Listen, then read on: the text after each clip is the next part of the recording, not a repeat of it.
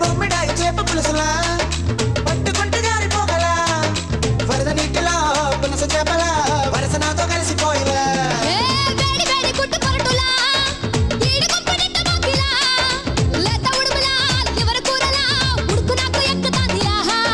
నిప్పుకోడి చీకు ముక్కలా నా పక్కకొచ్చి నిప్పు రుసులు ఇచ్చుకోయిలా